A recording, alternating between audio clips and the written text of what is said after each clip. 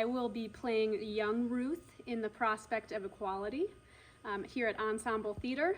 This is my second time with Ensemble. Way back in the day, I was in The Bog of Cats.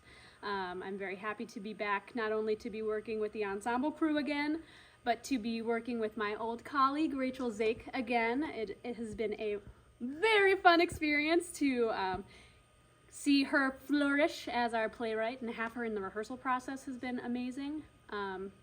You should come see The Prospect of Equality, because when you're sitting in that audience, you're gonna feel inspired and unified, and you are going to be surrounded by some powerful women, both in the story and in this company. And that is something worth telling. So come see the show. Dance Twins!